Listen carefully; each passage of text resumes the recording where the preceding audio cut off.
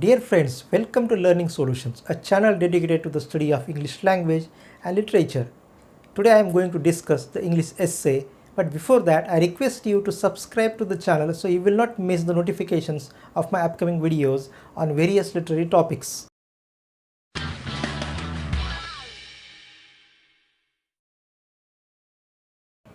Many eminent critics have tried to define the word essay, but nobody has given a really satisfactory definition of this brief literary form.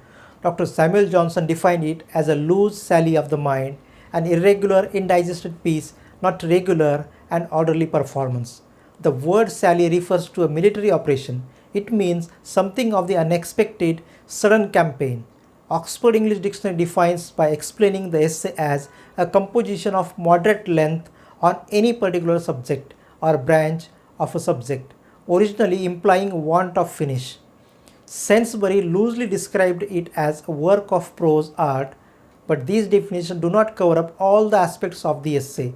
They do not fit, for instance, to a lengthy philosophical treatise such as Locke's Essay Concerning Human Understanding or Pope's Essay on Criticism and Essay on Man. It would indeed be difficult to find a formula which may define the essay. There are many other modern critics who give emphasis to the personal element in the essay. According to W.H. Hudson, the true essay is essentially personal. It belongs to the literature of self-expression. The essay is personal. E.V. Lucas says a good essay is more than a novel, a play, or a treatise. It is personality translated into print. Therefore, the essay is not merely a short analysis of a subject, but rather a picture of the writer's mind as affected by the subject with which he is dealing. The essay as a literary form is more easily distinguished by its manner than by its matter. Any subject is suitable for writing an essay. The first important feature of the essay is that it should be short and brief. The writer expresses his views on a subject in a condensed manner.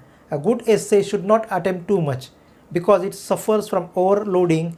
Both the amount of material introduced and the method employed in dealing with it must be confined to a limited space, but in spite of its brevity, it should give the impression of completeness. The first important writer to write essays were Cicero and Seneca.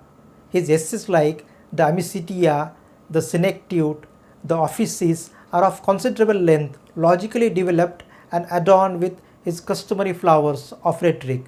Another writer, Plutarch, who comes from Greek, wrote a book Moralia, a collection of about 60 moral essays.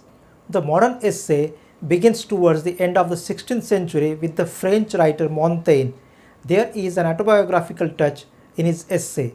Montaigne says, "I am myself the subject of my book." His aim was self-revelation, and he was the father of the subjective essay or the personal essay. He used the word essay to mean an attempt at a subject. The length of Montaigne's essays varies greatly. His early essays are the shorter ones, some of them being a little more than historical anecdotes. He was very fond of and had an abundant supply of such anecdotes and frequently used them in his essays to give striking illustrations to his discussion. He was equally fond of quotations. His style possessed all the naturalness, flexibility, and vivacity of the skilled conversationalist. In English literature, Francis Bacon's position is unique in the history of the English essay. To him goes the credit of having written the first essays in the English language. Bacon speaks of his essays as dispersed meditations. To a man of his temperament and accomplishments, the essay was a godsend. He wrote his essays in an aphoristic style. The real preoccupation of his essays was moral and rational. As a master of aphoristic style in the history of English essay, Bacon is the first and easily the greatest. Tennyson said, "There is more wisdom compressed into that small volume than into any other book of same size that I know." There were a few other writers who enthused the readers with great idea through the essay. In the early part of the 17th century, there flourished a group of character writers who gave a new form to the essay. The important among them were Joseph Hall, Sir Thomas Overbury, and John Earle. These writers borrowed this type of writing from the Greek writer Theophrastus. Another important English essay writer was Abraham Cowley. In the Restoration Age, John Dryden introduced a new variety called the critical essay. His early essays include Essay on Dramatic Poesy, published in 1668, which is still best known. Dryden's style is remarkably lucid and easy. He used a simple, straightforward, vivacious mode of expression in his essays. There were two other writers of the same period, Sir William Temple and Lord Halifax, who greatly contributed to the development of the essay. Sir William Temple is known for his essays of gardening and of health and long life.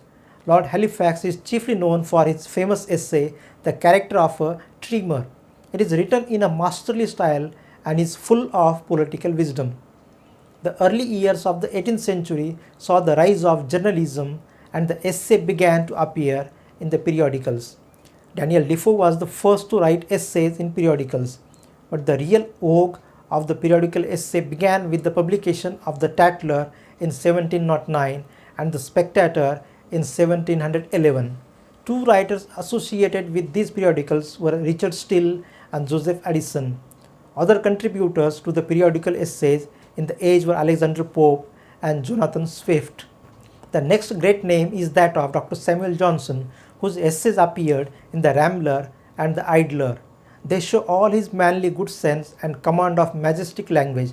Other important writer of essays was Charles Lamb. He endeared himself to generations of Englishmen by his Essays of Elia, published in 1823, and Last Essays of Elia, published in 1833. The Victorian age saw the birth of a new genre, the historical essay. Thomas Macaulay may be considered as the founder of this type. Among his essays, the best are those which he wrote on English history. The other writers include Thomas Carlyle, Matthew Arnold, R.L. Stevenson, Henry Newman, John Ruskin, and Walter Pater. In the 20th century, there were great essay writers who greatly contributed to the development of the essay. They were G.K. Chesterton, E.V. Lucas, A.G. Gardiner, and Robert Lind. Now let's take a look at types of essays. The aphoristic essay is one of the types of essays written in English literature. Particularly, the credit for aphoristic essay goes to Francis Bacon. He transplanted the form into England. Basically, the aphoristic essay was championed by Montaigne, a French writer, but Bacon followed a different line from Montaigne. Bacon gave it an objective or impersonal turn. He entertains the reader with counsels, civil and moral. These counsels are conveyed in short, crisp sentences that read like aphorism. There were a few writers in Bacon's time, and the foremost of those was Ben Jonson, whose forceful personality appears in his discoveries. Another type is the critical essay. During the Restoration period, John Dryden introduced a new variety called the critical essay. Its theme was literary criticism. All of Dryden's prefaces and other miscellaneous prose writings are essentially essays in criticism. Two of the best known are the Essay of Dramatic Poesy, written in dialogue form, and the preface to his fables, which is partly a critical and partly a personal essay. Next in line is the periodical and social essay. With the rise of journalism at the beginning of the 18th century, the essay began to appear in periodicals, deriving abundant material from the manners of the time. Defoe's review is believed to have set the fashion, but the real vogue of the essay began with Richard Steele and Joseph Addison.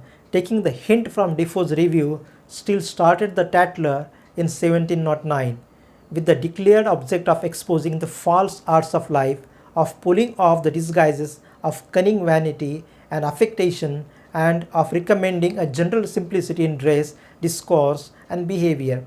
It ceased publication after 2 years. It was replaced in March 1711 by the Spectator. In his enterprise, Steele was associated with Addison. Over 550 issues of the Spectator appeared before it ceased publication. In December 1712, its daily essays were intended to enliven morality with wit and to temper with morality, and to bring philosophy out of closets and libraries, schools and colleges, to dwell in clubs and assemblies, at tea tables and coffee houses. The other essayists who wrote periodical essays were as follows. Jonathan Swift was a satirist of the time. The next name is of Dr. Samuel Johnson, whose essays appeared in the Rambler and Idler. Another writer of the time was Oliver Goldsmith. In him we find again the ease and charm.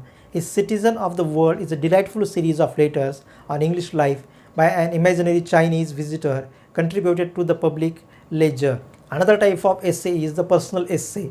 During the 19th century, a long line of notable writers used the essay to reveal and exploit their own personality. Their leader and master was Charles Lamb. His essays of Ilya are the classic English example of this genre. It is a delightful blend of autobiography, erudition, fancy, humor, and sentiment. Other writers of the subjective essay were Leigh Hunt, William Hazlitt, William Thackeray, and Thomas de Quincey. They had remarkable gifts. Dear friend, this was all about the English essay and its types.